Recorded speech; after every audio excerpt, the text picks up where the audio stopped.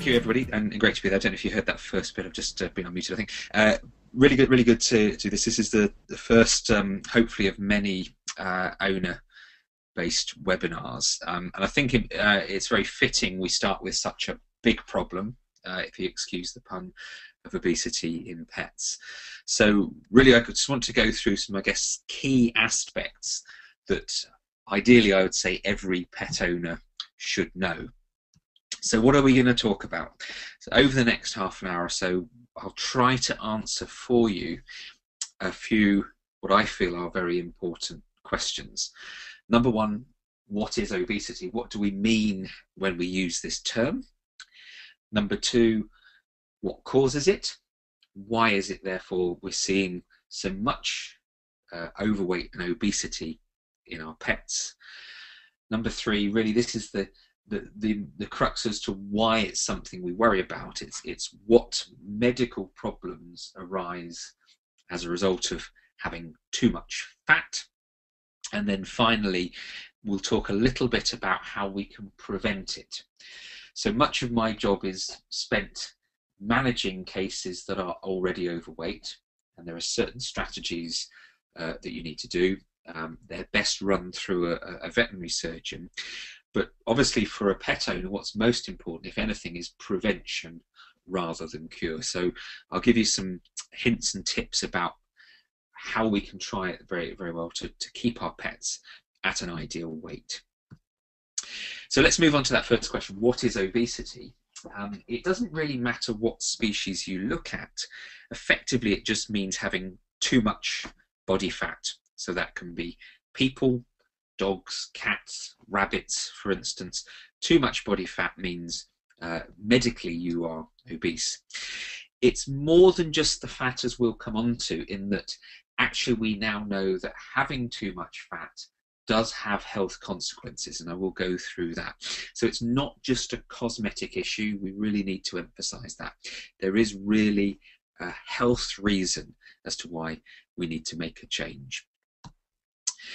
If we look at people first and foremost, there are various ways of defining whether you're overweight or not, whether you're obese or not. And actually these are fairly strict definitions, and they do have a scientific basis. So what do we normally do for people? Well, we can look at a thing called a body mass index. If you're not familiar with this, it's your body weight divided by your height times by itself. Height squared there, as you can see, and this is in metric units, and that gives you a number, and depending on that number you can determine whether you are in an ideal weight, and the BMI typically is somewhere between 20 and 25 for men, 18 and 25 for women. Anything above 25, then you have too much body fat. So 25 to 30 you're in the overweight category. 30 to 40, that's when you're medically defined as being obese, and then over 40 is the category of morbidly obese. And as I say, there are scientific reasons as to why these terms are used, and there is a real basis for it, which I will come on to. That's people. What about dogs and cats? Well, we don't have a working body mass index for dogs and cats. We do things in a slightly different way.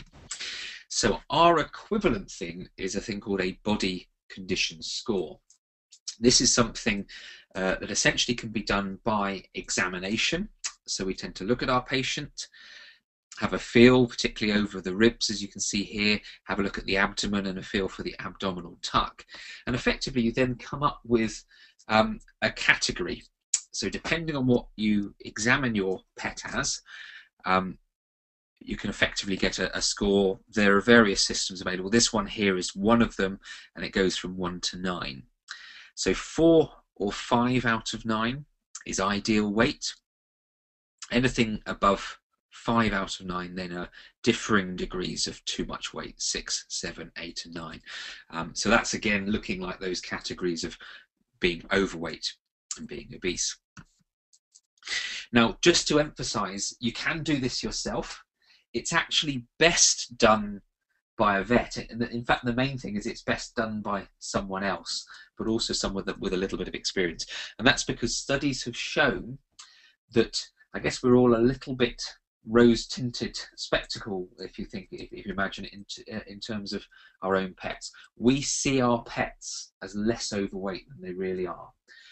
Therefore, it's better that someone else looks at it, particularly someone with some training, and you'll get an accurate picture of the condition of your dog or cat. So if you're interested, take your dog or cat down to your vets and they can have a look and determine a body condition score for your pet. So just if you look at those, we've now looked at this 9-point system: 4 out of 9, 5 out of 9, 6 out of 9, 7 out of 9, 8 out of 9, 9 out of 9. Each of these units corresponds to about 10% extra weight, as you can see. Just showing here, there is also a 5-point system, so a half point on that is about the same. So like with people, we can come up with categories. So we know our 4 out of 9 and 5 out of 9 are our optimal weight range.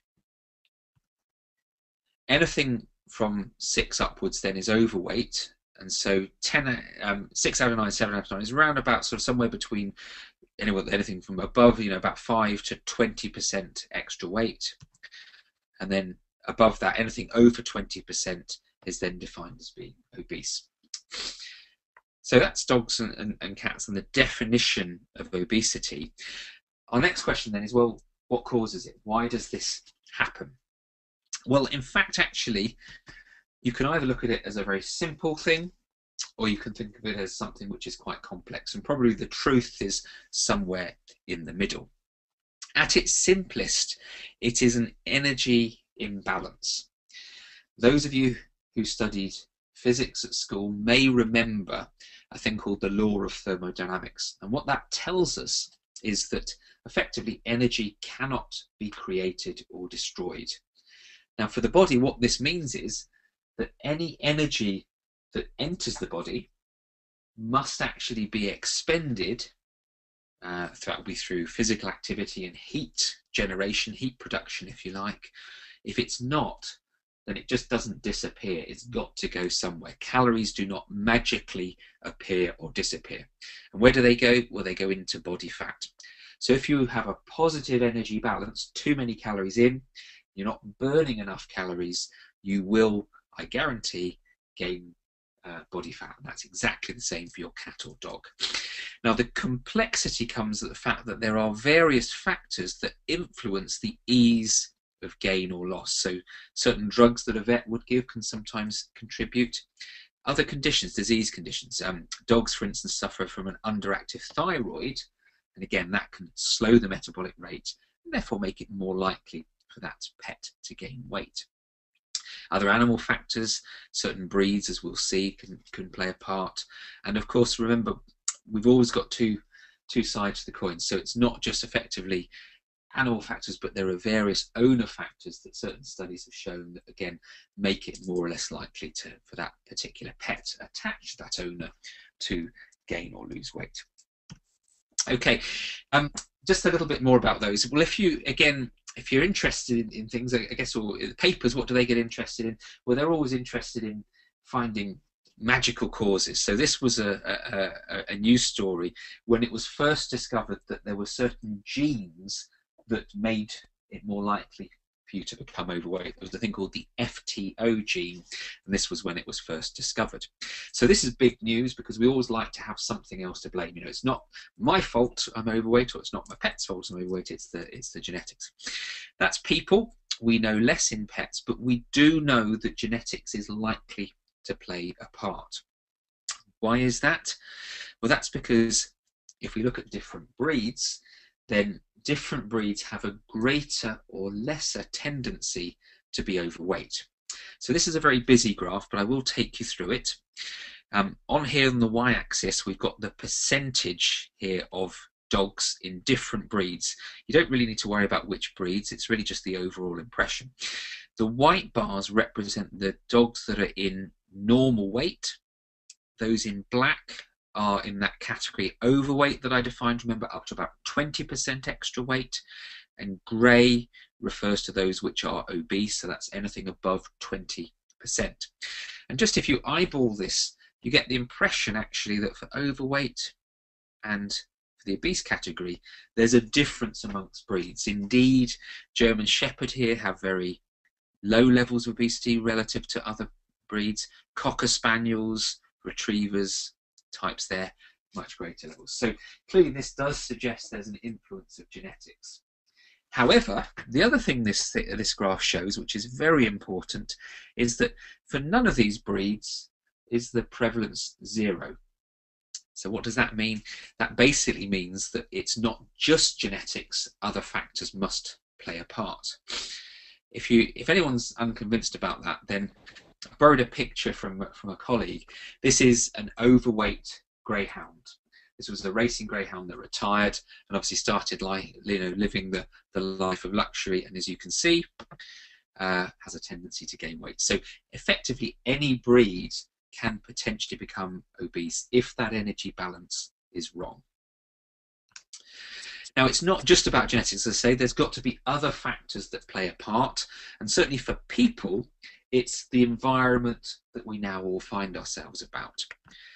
If you talk to people who research obesity in people, they talk of a thing called the obesogenic environment. That basically just means an environment that increases our tendency to gain weight.